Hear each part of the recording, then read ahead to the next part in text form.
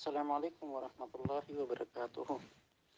حضرت جی، میں حبیب الرحمن پشاور سے بول رہا ہوں۔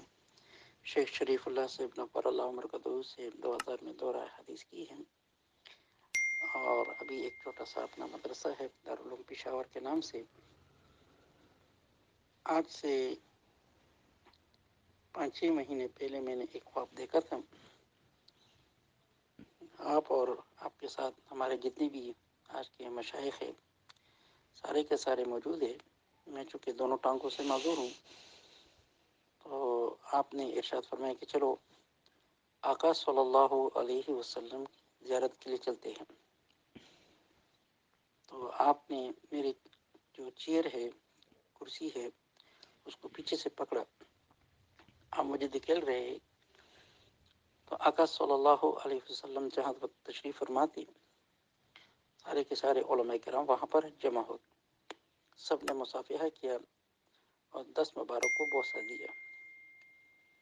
پھر آپ کی طرف متوجہ ہو کر آقا صلی اللہ علیہ وسلم نے ارشاد فرمایا کہ تقی عثمانی ان سب علماء کرام سے میری طرف سے فرما دے کہ اس دعا کو بہت کثرت سے پڑھے، وگرنہ امت پر بہت بڑا آزمائش آنے والا ہے۔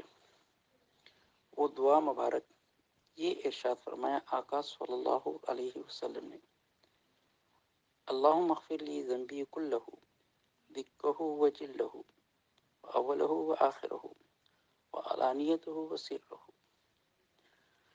بار بار اس کو آقا صلی اللہ علیہ وسلم دہرایا۔ پھر آپ سے خصوصی طور پر ارشاد فرمایا کہ آپ پڑھ لیں۔ پھر آپ نے پڑھ لیا اور آپ کے ساتھ ہم نے بھی پڑھ لیا۔ کوشش بہت کی حضرت کہ کوئی ایسا سبب بن جائے آپ سے ملنے کا۔ ایک تو آپ کی مصروفیت بہت زیادہ، اور دوسرا میری معذوری، شوگر کا بھی مریض ہوں، پیشاب وغیرہ آ جاتے ہیں تو پھر دوسری جگہ پر میرے لیے بیٹھنا مشکل ہوتا ہے۔ اس لیے یہ اپنے مولانا عبد الرحمن صاحب اللہ پاک ان کی اپنے معرفت سے مالا مال فرمائے۔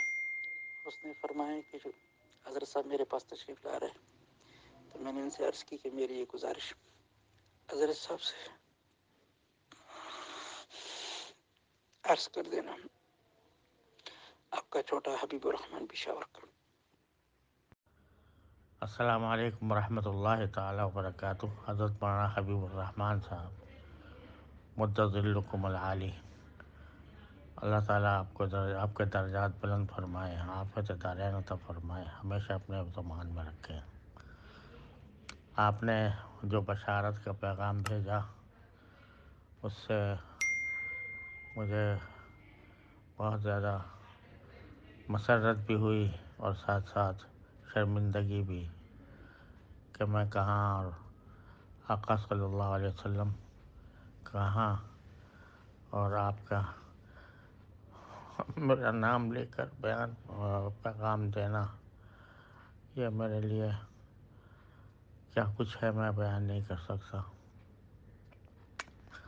لیکن انشاءاللہ اس دعا کا خود بھی اہتمام کروں گا، دوسروں کو بھی پہنچانے کی کوشش کروں گا، اور کاش یہ اور پہلے مجھے معلوم ہو جاتا تو پہلے ہی اس کا اہتمام کرتا، لیکن انشاءاللہ اب ضرور اہتمام کروں گا۔ میں تو اس قابل نہیں ہوں کہ اس بارگاہ میں حضور سے شرف یاب ہوں، لیکن ماشاءاللہ آپ کو اللہ تعالیٰ نے یہ نعمت دی ہے، تو میرے لیے بھی بہت بڑی سعادت کی بات ہے۔ اللہ تبارک و تعالیٰ اپنے فضل و کرم سے مجھے اس کا اہل بننے کی بھی توفیق عطا فرمائے۔ السلام علیکم ورحمۃ اللہ تعالیٰ وبرکاتہ۔ جزاکم اللہ تعالیٰ خیر الجزا۔